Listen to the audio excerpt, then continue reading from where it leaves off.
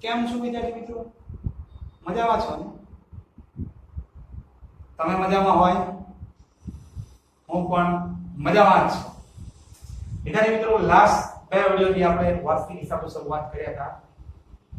પહેલા વિડિયોમાં આપણે વેપાર ખાતાનું ફોર્મેટ સમજ્યા હતા, જેના ઉપરથી આપણે કાચો નફો કે કાચી ખોટ શોધી હતી.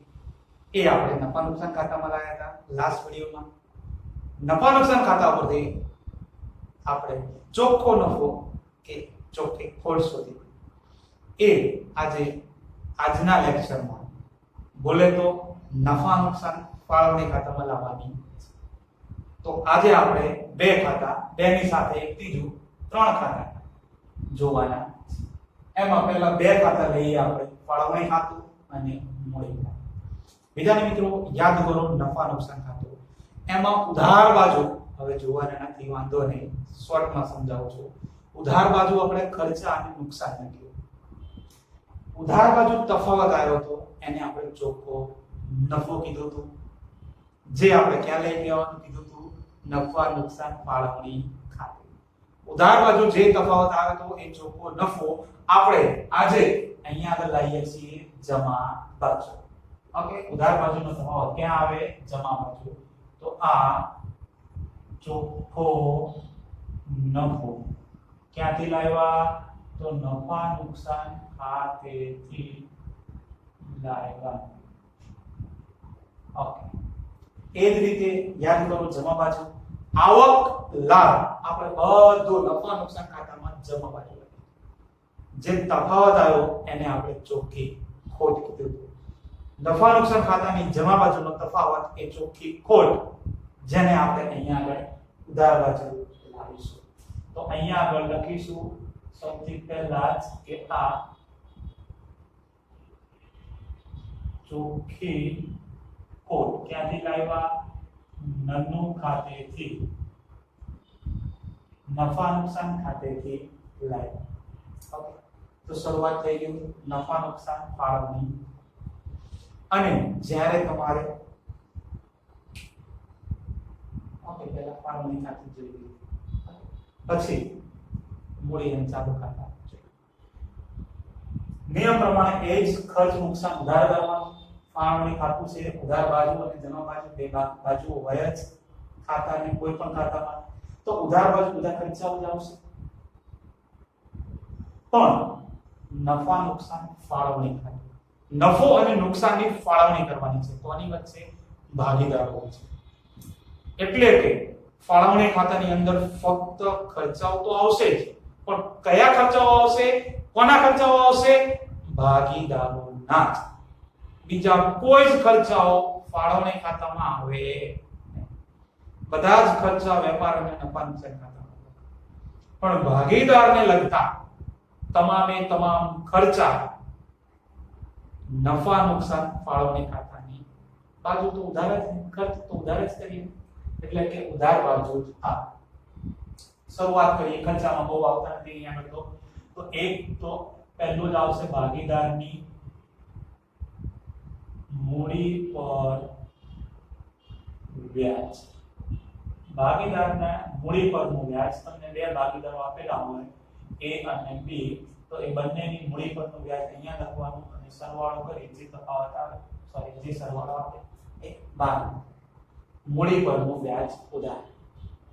એ રીતે બીજું પણ વ્યાજ આવે છે એ ચાલુ ખાતામાંથી આવે છે, તો આપણે એ પણ લખવાનું છે. એ પણ ખર્ચો જ કહેવાય. તો અહીંયા આગળ લખું છું ચાલુ ખાતાની જમા બાકીનું વ્યાજ. એ તમારે ડાયરેક્ટ જે ભાગીદારનું નામ હોય એ નામ લખીને બહાર લખવાનું. કઈ બાકી? ચાલુ ખાતાની જમા બાકીનું વ્યાજ એ ઉધાર બાજુ આવે. કયા ખાતામાં? નફા નુકસાન ફાળવણી ખાતામાં. ત્યાર પછી બે જ વ્યાજ આવે ઉધાર બાજુ. જેમ આપણે નફા નુકસાન ખાતામાં લાસ્ટ વિડિયોમાં જોયું હતું ને, બે વ્યાજ ઉધાર આવતા, બે વ્યાજ જમા આવતા. એ જ રીતે ફાળવણી ખાતામાં પણ બે વ્યાજ ઉધાર આવ્યા, એ રીતે બે વ્યાજ જમા આવશે. અને પછી મૂડી પરનું વ્યાજ ચાલુ ખાતાની જમા બાકી. ઓકે, હવે એ સિવાય બીજા ખર્ચા, ભાગીદારને લગતા તમામ ખર્ચા, જેમ કે ભાગીદારોનો પગાર હોય, ભાગીદારોનો બોનસ હોય, ભાગીદારોનું કમિશન હોય, ભાગીદારોનું મહેનતાણું હોય, આ બધી વસ્તુ આ ફાળવણી ખાતામાં જ લખવામાં આવે. આખું શું વંચાય? ભાગીદારનો પગાર, ભાગીદારનો બોનસ, ભાગીદારનું કમિશન, ભાગીદારનું મહેનતાણું. ભાગીદારને ધંધામાંથી જે પણ વસ્તુ ચૂકવતો હોય એ ધંધા માટે ખર્ચો કહેવાય, એડી માટે ખર્ચો કહેવાય. તો એ તમામે તમામ ખર્ચો ફાળવણી ખાતામાં ઉધાર બાજુ લખવામાં આવે. પણ બધા ખર્ચા, પગાર, બોનસ, કમિશન, આ બધા કેવો કોનો છે? ભાગીદારનો જ. તમને ગુજરાતીમાં સ્પષ્ટ રીતે લખેલું જ હશે, ભાગીદાર બ્રેકેટમાં A નો પગાર કે ભાગીદાર B નો પગાર, અથવા તો પગાર લખીને બ્રેકેટમાં A લખ્યું હોય, પગાર લખીને બ્રેકેટમાં B લખ્યું હોય, બોનસ લખીને બ્રેકેટમાં A લખ્યું હોય, તો તમને ખબર પડી જાય કે A અને B બે ભાગીદારો છે. જો કમિશન લખીને બ્રેકેટમાં A લખેલું છે તો તમને ખબર પડી જાય A નું કમિશન છે. પગાર લખીને બ્રેકેટમાં B લખ્યું છે એટલે ખબર પડી જાય ભાગીદાર B નો પગાર છે. પણ જો ખાલી પગાર જ લખેલો છે તો પછી ફાળવણી ખાતામાં આવે નહીં. ખાલી પગાર જ લખ્યો છે, આગળ પાછળ ઉપર નીચે ક્યાંય કોઈનું નામ છે નહીં, તો પછી એ ધંધાનો સામાન્ય ખર્ચો ગણવાનો. અને આપણે નફા નુકસાન ખાતામાં લખ્યું હતું ને છેલ્લે, પગાર, ઓફિસ અને વહીવટી ખર્ચામાં કટકા પડ્યા પમાં આવતું પગાર, તો એ નફા નુકસાન ખાતામાં જ જાય. ભાગીદારને લગતી કોઈ એન્ટ્રી હશે તો એમાં ભાગીદારનું નામ હશે ને હશે જ. આટલું યાદ રાખો. બાકી બધા ખર્ચા જેમ આવતો હોય બધું લખવાનું, ખાલી ભાગીદારનું નામ આવે તો જ આ બે ખાતા યાદ કરવાના, ફાળવણી ખાતું અને મૂડી કે પછી મૂડીની કોલમાં ચાલો. ઓકે, એ સિવાય ઉધાર બાજુ હવે એક જ એન્ટ્રી તમારે બાકી રહે, એ છે આ સામાન્ય અનામત. આ તમારે ખાસ યાદ રાખવાની છે,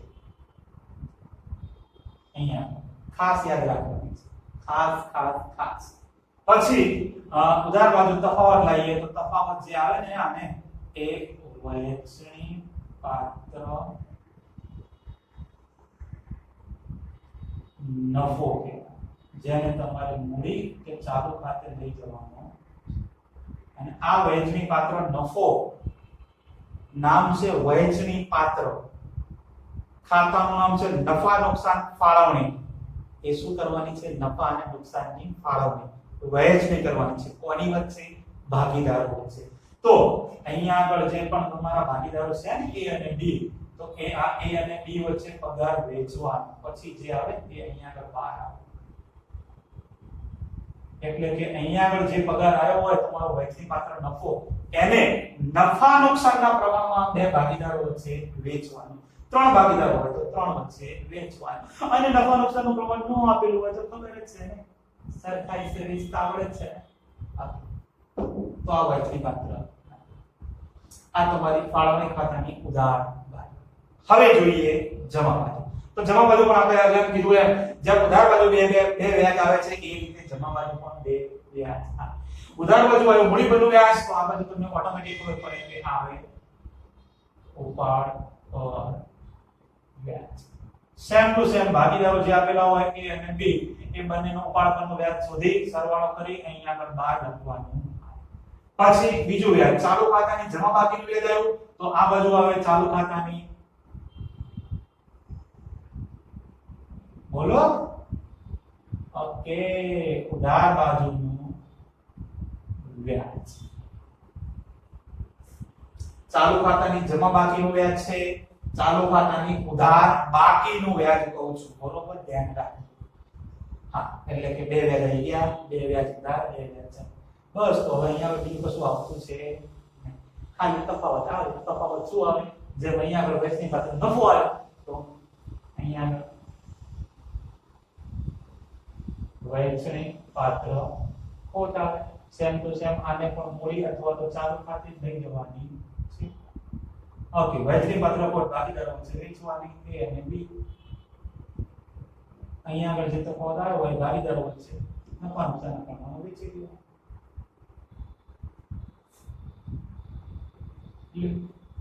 આ તમારું ફાળવણી ખાતું.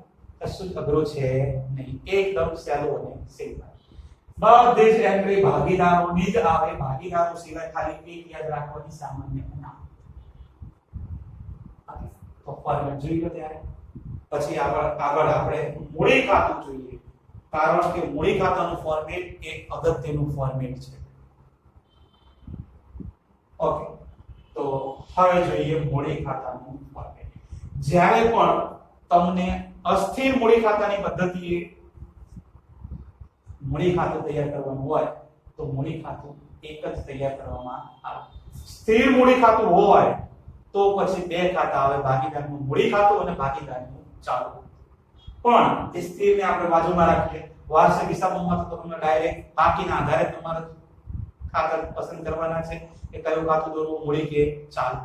જ્યારે તમને આ બે ખાતા મૂડી કે ચાલુ ખાતા કેવી રીતે, ક્યારે મૂડી ખાતું હોય ક્યારે ચાલુ ખાતું, એ તમને ક્યાંથી ખબર પડશે? તો તમારે ખાતું સમય જે રકમ આપી હોય વાર્ષિક હિસાબની એ જોવાની. રકમમાં ચેક કરવાનું જે બાકીઓ આપી હોય એમાં ક્યાંય ચાલુ ખાતા મૂડી ખાતાની તો હશે જ બાકી, એટલે મૂડી ખાતું ચેક કરવાની જરૂર છે નહીં. કોઈ પણ દાખલો એવો નહીં હોય કે જેમાં ભાગીદારની મૂડી ન આપી. ઓકે, મૂડી ખાતું તો કમ્પલસરી આવશે, પણ ચેક એ કરવાનું ચાલુ ખાતાની બાકી છે કે નહીં. જો ચાલુ ખાતાની બાકી હોય તો મૂડી ખાતું 2 લાઈન 3 લાઈન બનાવવાનું, વધારે મોટું બનાવવાનું એની જગ્યાએ ચાલુ ખાતું બનાવવાનું. પણ અત્યારે એ વાતને સાઈડમાં રાખીએ. અત્યારે ફોકસ ખાલી આપણે ભાગીદારના મૂડી ખાતા પર કરીએ. મૂડી ખાતું, ચાલો શરૂઆત કરીએ. મૂડીની સામાન્ય રીતે કઈ બાકી હોય છે? જમા બાકી હોય છે. તો જમા બાજુ જ પહેલા જ આપણે લખીએ છીએ સ્ટાર્ટિંગમાં જ આ બાકી આગળ લાવ્યા ભાગીદાર A ની મૂડી, ભાગીદાર D ની. જો મૂડી આવી. હવે ક્રોસ એન્ટ્રી. તમે જે વસ્તુ અહીંયા આગળ ઉધાર કરી છે એ બધી વસ્તુ મૂડી ખાતામાં ક્યાં આવે? જમા બાજુ. પણ કઈ કઈ એન્ટ્રી ધીમે ધીમે જોઈએ. ઓકે, તો પહેલો મૂડી પરનો વ્યાજ. મૂડી ભાગીદારની હોય તો કે હા, તો જ્યાં મૂડી લખો ત્યાં આગળ એની નીચે જ શું આવે? મૂડી ઓર વ્યાજ. જે પણ ભાગીદારોની હોય તો એમાં ભાગીદાર A નું વ્યાજ અહીંયા, B નું વ્યાજ અહીંયા, એ તો તમને આવડે છે. ઓકે, પછી આ ચાલુ ખાતું છે. ચાલુ ખાતાની જમા બાકીની વ્યાજ એ તો ચાલુ ખાતામાં જાય. આ કઈ ખાતું છે? મૂડી, એટલે અહીંયા આગળ આવે. ભાગીદારનો પગાર, બોનસ, કમિશન, મહેનતાણું, તો બધી વસ્તુ ઉધાર છે તો ક્રોસ એન્ટ્રી જમા. અહીંયા આગળ આ પગાર, બોનસ, કમિશન, મહેનતાણું. પણ કોનો? જે ભાગીદાર હોય એનો. ભાગીદાર A નો પગાર હોય તો એમાં લખો, ભાગીદાર B નું કમિશન બોનસ હોય તો B માં લખો, A નું કમિશન હોય તો એમાં લખો, B નું મહેનતાણું હોય તો B માં લખો. જે ભાગીદારની એન્ટ્રી હોય, પગાર હોય તો જે પણ એન્ટ્રી એના ખાતામાં લખો. ઓકે, એટલે કે પગાર, બોનસ, કમિશન, મહેનતાણું. સામાન્ય નામ ક્યાં આવે? એ સિવાય શું બાકી રહ્યું? વહેંચણી પાત્ર તો લખી દેવાનું. આ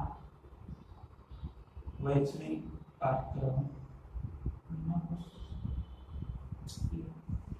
જે પણ ભાગીદારોમાં આપેલો હોય એનું હોય તો એનું, બીનું હોય તો ફરી મૂડી ખાતાની જમા. ઉધાર બાજુ જોઈએ. તો ઉધાર બાજુમાં જેમ મૂડી ખાતાની જમા બાજુ આપણે મૂડી લખી. મૂડી આ શું છે? બાકી આગળ લાવ્યા એટલે મૂડી છે, તો ખબર છે ને? મૂડી ખાતામાં મૂડી લખ્યું હોય એટલે બાકી આવે. ઉપાડ ખાતામાં ઉપાડ લખવું હોય તો બાકી આવે. કોઈ પણ ખાતામાં એની એન્ટ્રી કરવી હોય એટલે બાકી આવે. પણ બીજું ખાતું હોય તો પછી અહીંયા આગળ મૂડી પરનો વ્યાજ, મૂડી પરનો વ્યાજ, તો ક્રોસ એન્ટ્રી આવે. ઉપાડ અને ઉપાડ પર વ્યાજ. જે પણ ભાગીદારનો ઉપાડો હોય, જે પણ ભાગીદારનો ઉપાડ વ્યાજ. અને આમ પણ મૂડી અહીંયા આગળ, ઉપાડ અહીંયા આગળ. હવે જુઓ અહીંયા જેમ ઉધાર બાજુની ક્રોસ એન્ટ્રી જમા આવી કે પછી આની જમા ક્રોસ એન્ટ્રી ઉધાર, બંને ક્રોસમાં એ રીતે અહીંયા આગળ જે વસ્તુ છે એની સાથે નામ કનેક્શન છે ક્રોસમાં ચોકડી. ઓકે, તો ઉપાડ પરનું વ્યાજ આવી ગયું. ચાલુ ખાતું તો લખ્યું છે ચાલુ ખાતું છે તો પછી આખો મૂડી છે એ તો અહીંયા આવવાનું જ નથી. પછી વહેંચણી પાત્ર ખોટ, તો અહીંયા આગળ આ વહેંચણી પાત્ર ખોટ જે ભાગીદારની છે સહેલું, કશું અઘરું છે આમાં? હા. પછી છેલ્લે તો તમને ખબર જ છે ખાતું તમારે બંધ કરવાનું હોય. હવે ખાતું બંધ કરવા માટે શું કરશો? બાકી શોધશો, બાકીમાં ટોટલ કરશો. જે બાજુનું ટોટલ વધારે હોય એ આપણે બંને બાજુ લખીશું.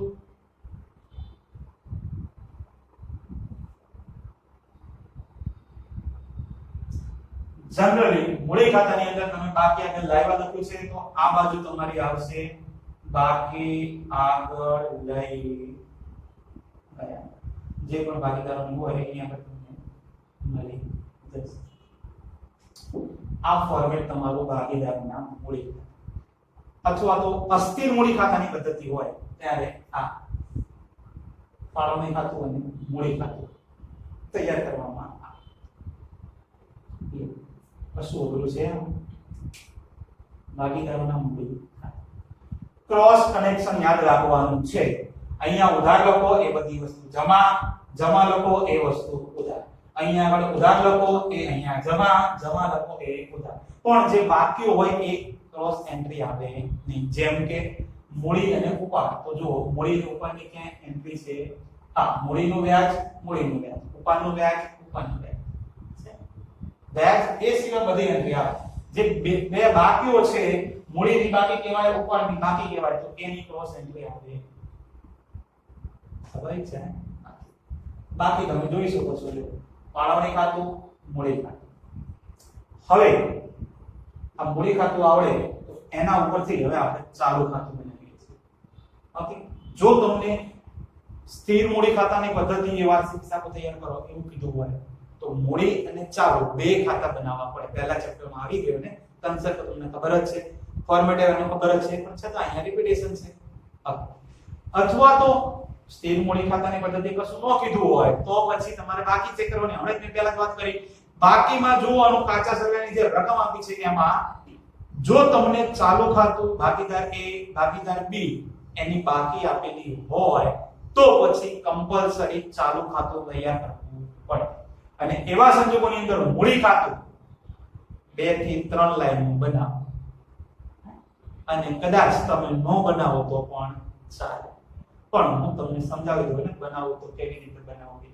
ઓકે, તો ધ્યાન આપો. અહીંયા કશું છે નહીં, એકદમ સહેલું છે. બસ ખાલી તમે આ જોતા જ ને ફાળવણી ખાતું. હું ત્યાં સુધી થોડું એવું ઓકે તમે જોઈ નાખો. ચલો પહેલા ફાળવણી ખાતું અને મૂડી ખાતું તૈયાર કરો. ચલો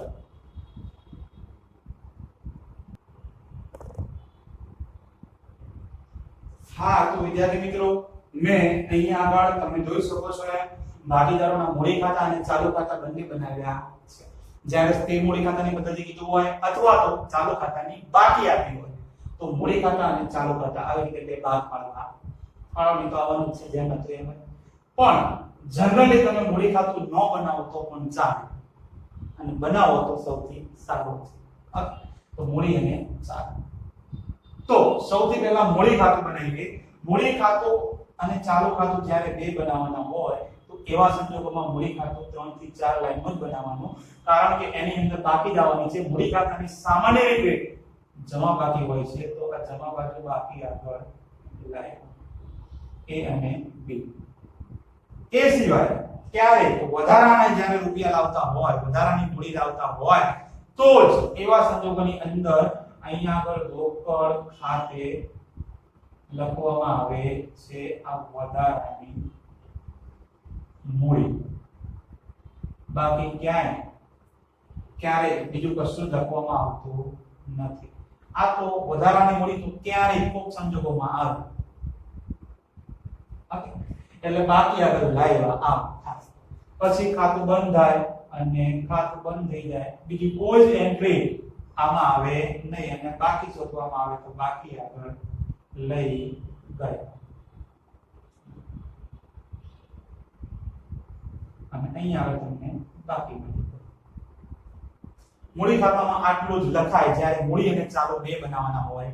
ઇન શોર્ટ ખાલી મૂડી ખાતામાં મૂડી જ આવે, બીજું કશું આવે નહીં. એ સિવાયની બધી એન્ટ્રી તમે જે બાજુ લખી હતી મૂડી ખાતામાં એની એ જ બાજુ ચાલુ ખાતામાં આવે. જેમ કે સૌથી પહેલા તો ચાલુ ખાતાની બે બાકી હોય, ઉધાર બાકી હોય અને જમા બાકી હોય. જો ઉધાર બાકી હોય તો ઉધાર બાજુ લખીશું આપણે બાકી આગળ લાવ્યા. ભાગીદાર એ ની ઉધાર બાકી હોય તો એમાં રૂપિયા લખવામાં, બાકી બી માં ડેશ. ચાલુ ખાતાની જમા બાકી પણ હોય તો આ બાકી આગળ લાવ્યા બંને બાજુ આવે. તો એ ભાગીદાર બી ની હોય તો બી માં રૂપિયા લખવાના, એ માં ડેશ કરવાનું. જેના રૂપિયા હોય એમાં લખવાનું, બાકીના માં ડેશ. ઓકે, આ બાકી આગળ લાવ્યા, ઉધાર બાકી, આ જમા બાકી. હવે તમે અગાઉ જે મૂડી ખાતાની જમા બાજુ જે એન્ટ્રી લખી એની એ જ એન્ટ્રી મૂડી સિવાયની બધી એન્ટ્રી અહીંયા આગળ આવે. અહીંયા આગળ એટલે ચાલુ ખાતામાં, બાકી તો સોરી બાજુ તો જમા. અહીંયા આગળ મૂડી ખાતામાં જમા બાજુ જે એન્ટ્રી લખી હતી એની એ એન્ટ્રી નીચે ચાલુ ખાતામાં લખવાની. ક્યાંથી લાયા હતા તમે જુઓ. એક તો મૂડી પરનું વ્યાજ લખ્યું હતું જમા બાજુ, તો એ જ વસ્તુ અહીંયા આગળ આ મૂડી પર વ્યાજ જેના રૂપિયા હોય એમ. પછી હા જો હવે ચાલુ ખાતું આવી ગયું ને, તો ચાલુ મેચ થઈ ગયું. તો ચાલુ ખાતાની જમા બાકીનું વ્યાજ, તો આ તમારી જેમ મૂડી પરનું વ્યાજ આવ્યું એ જ રીતે અહીંયા આગળ આ ચાલુ ખાતાની જમા બાકીનું વ્યાજ. હવે જમા બાકી જો અહીંયા બી માં રૂપિયા લખેલા હોય તો બી માં આવે, એ માં તો કશું આવે નહીં. તો ડેશ. ઓકે, એ આવી ગયું. એ સિવાય ભાગીદારની બધી જ વસ્તુ, ભાગીદારનો આ પગાર, ભાગીદારનો બોનસ, ભાગીદારનું કમિશન, ભાગીદારનું મહેનતાણું આવી ગયું. જે ભાગીદારના રૂપિયા હોય એમાં એના ખાતામાં લખી દેવાના. એ સિવાય વહેંચણી પાત્ર નફો, તો અહીંયા આગળ આવશે આ વહેંચણી પાત્ર નફો જે ભાગીદારનો હોય એની અંદર રૂપિયા. આના ઉપરથી ચાલુ ખાતું બની ગયું. એ જ રીતે તમે મૂડી ખાતામાં ઉધાર બાજુ જે લખ્યું હતું એ જ વસ્તુ ચાલુ ખાતામાં ઉધાર બાજુ તેમ કયું લખ્યું હતું તમે? તો એક તો તમે લખ્યું હતું ઉપાડ, બીજું લખ્યું હતું ઉપાડ પર વ્યાજ. આ બે આવી ગયું. જો ઉપાડ પરનું વ્યાજ તો આવી ગયું. એ સિવાય ચાલુ ખાતાની ઉધાર બાકીનું વ્યાજ છે, તો લાવો તમે અહીંયા આગળ ક્રોસ એન્ટ્રીમાં આ ચાલુ ખાતાની ઉધાર બાકીનું વ્યાજ. ઓકે, અને એ સિવાય આ વહેંચણી પાત્ર ખોટ, તો આ વહેંચણી પાત્ર ખોટ જે ભાગીદારની હોય 10 ખાતું થઈ જાય એટલે બંધ કરો. બંધ કરવા માટે બાકી લાવો, બાકી શોધો. તો બાકી શોધો ત્યારે તમને ખબર પડે કે આ ચાલુ ખાતું છે. ચાલુ ખાતામાં કોઈ પણ બાકી આવી શકે છે. જો ઉધાર બાજુ આની બાકી આ બાજુ આવતી હોય તો આ બાકી આગળ લઈ ગયા. જે પણ ભાગીદારની આવે એના ખાતામાં રાઉન્ડ કરી દઈએ. એ બાજુ એ જ રીતે આ બાજુ પણ બાકી આગળ લઈ ગયા. જે પણ ભાગીદારની બાકી આવે એના ખાતામાં. અને મહત્વની વસ્તુ યાદ રાખજો, કોઈ પણ ખાતાની ઉધાર બાજુ જ્યારે બાકી આવે, તફાવત આવે, તો તફાવતને કઈ બાકી કહેવાય? ઉધાર બાજુ જે તફાવત આવ્યો એને કઈ બાકી? જમા બાકી કહેવાય.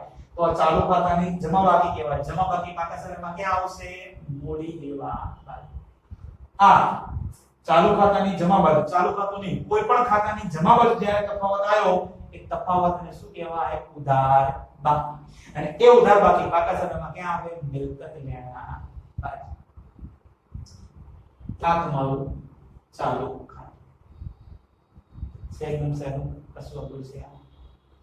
મૂડી ખાતું આવે, ચાલુ ખાતું તો ઓટોમેટિક જ આપણી કઈ વસ્તુ અઘરી છે. અને બીજી વસ્તુ ક્રોસ કનેક્શન આપવાનું છે. ઉધારનું જમા, જમાનું ઉધાર, જમાનું ઉધાર, ઉધારનું જમા. મૂડી ઉપાડ અને ચાલુ ખાતાની બાકીઓ, આની એન્ટ્રી ક્યાં આવે? બાકી બધી વસ્તુ તમને આવડે છે. બરાબર.